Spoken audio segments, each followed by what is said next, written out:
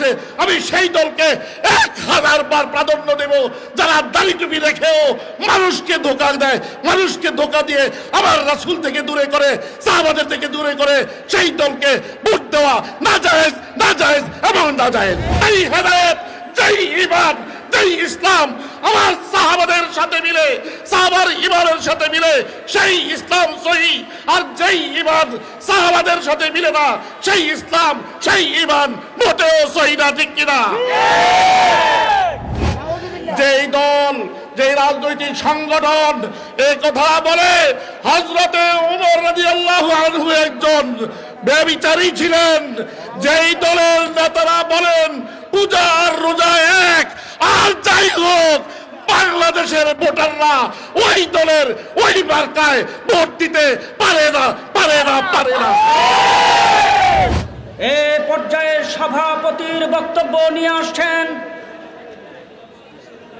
আজমতে সাহাবা মহাসম্মেলনের সংগ্রামী সভাপতি, জমিয়তে উলামা ইসলাম বাংলাদেশ নারায়ণগঞ্জ জেলার সংগ্রামী সভাপতি, হেফাজতে ইসলাম বাংলাদেশ নারায়ণগঞ্জ জেলার সংগ্রামী আমির, আগামী দিনে নারায়ণগঞ্জ 4 আসনের কান্ডারি, নারায়ণগঞ্জের কৃতি সন্তান মজলুম আলেমে দ্বীন মুফতি মনির হোসেন কাসেমী,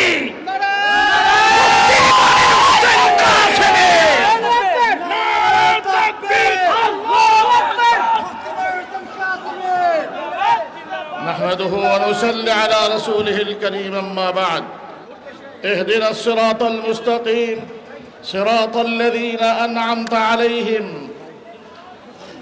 আজকের এই মহাসমাবেশে আগত এই সমাবেশের মধ্যমণি জাতীয়তাবাদী দল বিএনপির স্ট্যান্ডিং কমিটির অন্যতম সদস্য জনাব সালাউদ্দিন আহমদ, উপস্থিত বিএনপির জাতীয় নেতৃবৃন্দ এবং জমিয়ত উলামা ইসলামের জাতীয় নেতৃবৃন্দ এবং মুআজ্জাজ উলামায়ে কেরাম ও সুধীবৃন্দ, 1 মিনিটে বক্তব্য শেষ করব।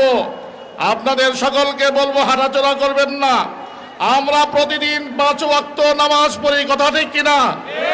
প্রতি রাকাতে আমার রাসূল বলেন মান লাম ইয়াকরা বিফাতিহাতিল কিতাব, আর আগে দিয়ে বলে দিয়েছেন লা সালাত, যে ব্যক্তি সূরা ফাতিহা পড়বে না তার নামাজ হবে না। সূরা ফাতিহার মূল প্রতিপাদ্য হলো ইহদিনাস সিরাতাল মুস্তাকিম সিরাতাল্লাযীনা